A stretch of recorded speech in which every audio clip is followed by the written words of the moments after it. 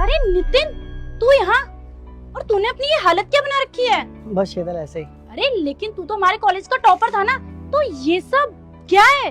बस शीतल कुछ हालात ही ऐसे हो गए थे, मुझे ये सब करना पड़ा। अरे लेकिन शीतल, ये भिखारी कौन है? और साले तेरी इतनी हिम्मत, तू मेरी बीवी को गले लगता है?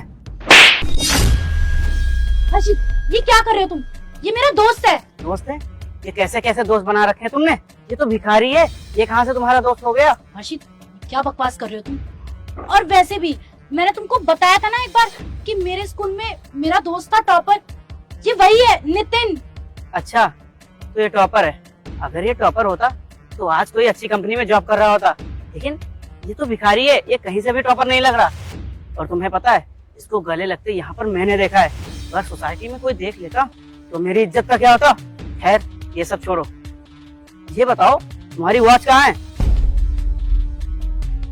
वॉच शायद यहीं कहीं गिर गई होगी। तुम्हारी वॉच ना किसी ने चुराई होगी। अभी देखो, इसके झोले में मिलेगी तुम्हारी वॉच। ओए, उतार इसको। अरे हर्षित, ये क्या कर रहे हो? हर्षित, ये क्या कर रहे हो तुम? मेरा दोस्त ऐसा नहीं है, मैं अपने दोस्त को अच्छे से जानती हूँ और अभी से नहीं जानती, बहुत पुराने से जानती हूँ। ये चोरी कभी नहीं कर सकता, समझे तुम?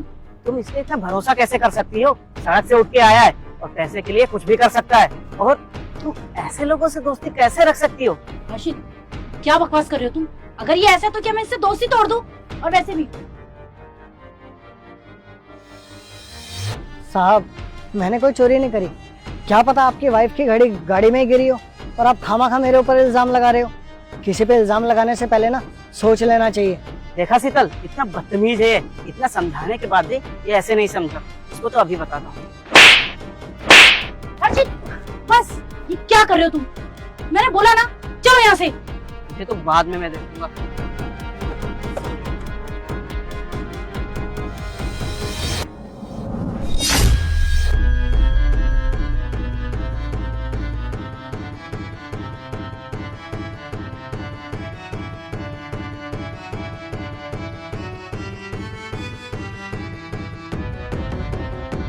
देखा साहब, आपकी बीवी की घड़ी आप ही की गाड़ी में थी और आप मेरे ऊपर चोरी का इल्जाम लगा रहे थे।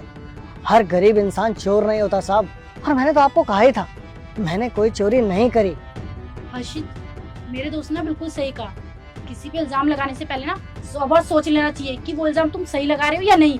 और मैंने तुमको बोला था ना, मेरा दोस्त चोर नहीं हो सकता, लेकिन तुमने इसके होलियों को देखकर ये सोचा कि ये चोर होगा।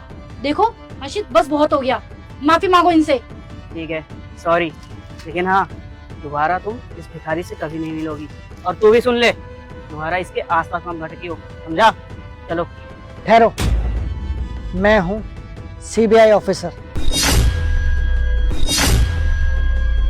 और मैं यहाँ इस कपड़ों में इसलिए आया हूँ क्योंकि मुझे 2 मुजरिमों को पकड़ना था, इसलिए मैंने ऐसा भेष अपनाया। लेकिन आपने तो मुझे चोर समझ लिया। हर गरीब दिखने वाला इंसान चोर नहीं होता साहब। और शीतल तो मेरे बचपन की दोस्त है, इसलिए मैंने इसे देखा यहाँ और मुझसे रुका नहीं गया। मैं इसको गले मिलने आ गया क्योंकि मैं इससे काफी टाइम से मिला नहीं था, और आपने मुझे चोर समझ लिया। मैं चोर नहीं हूँ साहब। और शीतल, तू तो मुझे बचपन से जानती है, आज तक मैंने कभी किसी के साथ गलत नहीं किया और ना कभी गलत होते हुए देखा है।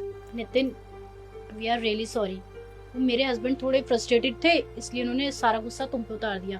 प्लीज हमें माफ कर दो। अरे नहीं शीतल, तू मुझसे माफी क्यों मांग रही है? हम तो बचपन के दोस्त हैं ना, और मैं तुझसे इतने टाइम बाद मिला था, इसलिए तुझे यहाँ गले लगाने आ गया। और मुझे नहीं पता था कि तेरा पति मुझे चोर बना देगा। और साहब, कभी भी किसी का हुलिया देखकर उसके ऊपर कोई गलत इल्जाम नहीं लगाते। अच्छा शीतल, अब मैं चलता हूँ, मुझे और काम भी है।